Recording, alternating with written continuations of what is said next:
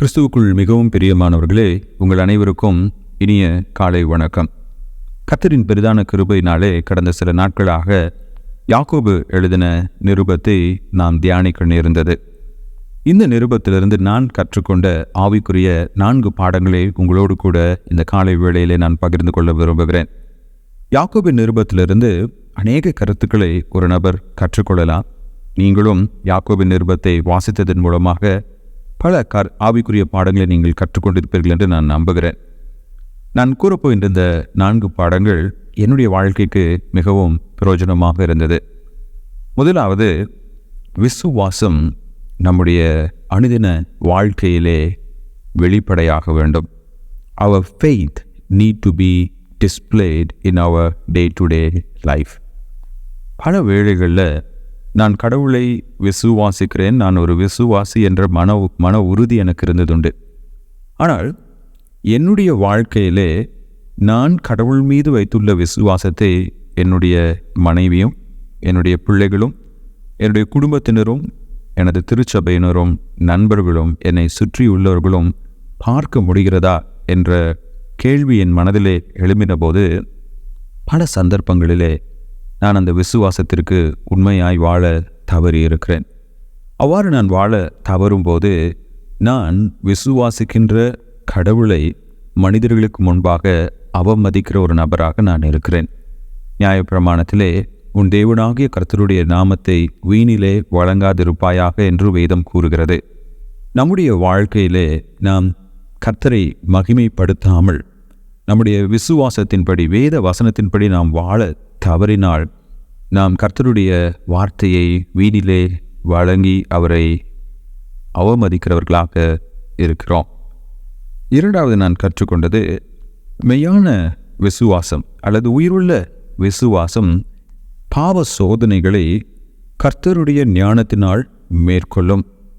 பல வேளைகளில் என்னுடைய வாழ்க்கையிலும் கூட எனக்குள்ளாக இருக்கின்ற சில தீய பழக்க வழக்கங்கள், அது கர்த்தருக்கு விரோதமான, கர்த்தருடைய வார்த்தைக்கு விரோதமான சில பழக்க வழக்கங்கள், செயல்களை நான் மாற்றிக்கொள்வதற்காக பல திட்டமிட்டிருக்கிறேன். நாளையிலேருந்து இதெல்லாம் செய்யணும், இதெல்லாம் செய்யக்கூடாது, இப்படி இருக்கணும், அப்படி இருக்கணும்னு சொல்லி திட்டமிட்டிருக்கிறேன். என்னுடைய திட்டங்கள் பல பொய்த்தும் போயிருக்கிறது. நான் அறிந்து கொண்ட ஒரு உண்மை என்னவென்றால், நம்முடைய வாழ்க்கையிலே வருகின்ற பாவ சோதனைகளை தெளிந்த திட்டமிடுதலின் மூலமாகவோ இல்லை என்றால் நம்முடைய சுய பலத்தின் மூலமாகவோ நாம் மேற்கொள்ள முடியாது. திட்டமிடுதல் அவசியம்தான். ஆனால் அது எல்லாத்துக்கும் மேலே நான் பாவ சோதனைகளை மேற்கொள்ள வேண்டுமே என்றால் கர்த்தருடைய ஞானத்தை நான் சார்ந்து கொள்ள வேண்டும். இந்த கர்த்தருடைய ஞானம் எப்படி எனக்கு கிடைக்கும்?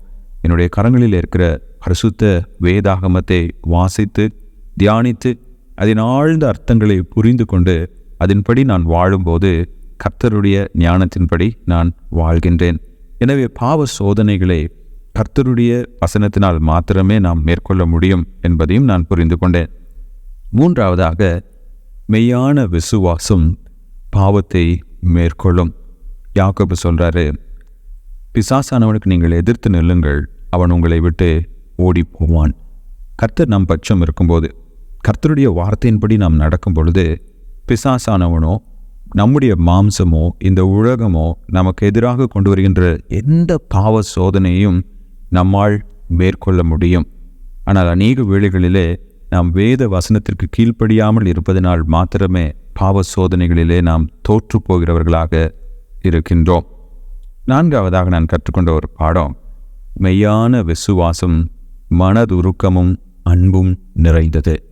அந்த அன்பு ஏழைகள் மீது, விதவைகள் மீது, ஆதரவற்றவர்கள் மீது, வாழ்க்கையிலே கஷ்டப்படுகிறவர்கள் மீது எப்போதும் செலுத்தப்படும். ஆண்டவராகிய இயேசு கிறிஸ்து எவ்வாறு கருணையும் அன்பும் நிறைந்தவராய் இருந்தாரோ, மெய்யான விசுவாசி கிறிஸ்துவின் அன்பை ஆதரவற்ற மக்களுக்கும் எளிய மக்களுக்கும் காண்பிக்கின்றவனாய் இருப்பான். அது மட்டுமல்லாமல் மெய்யான விசுவாசத்தின் மனதுருக்கமும் அன்பும் விசுவாசத்தை விட்டு விலகி போனவர்களையும் எப்படியாவது கடவுளிடத்தில் மீண்டும் திருப்ப வேண்டும் என்ற ஆவலோடு செபிக்கிறதாகவும், அவர்களை நேசிக்கிறதாகவும், அவர்களை மனம் திரும்புதலுக்கு நேராக வழிநடத்துகிறதாகவும் இருக்கும். பல வேளைகளிலே நம்மை சுற்றியுள்ள மனிதர்களின் தேவைகளுக்கு நாம் கண்ணடைத்து கொள்கின்றோம்.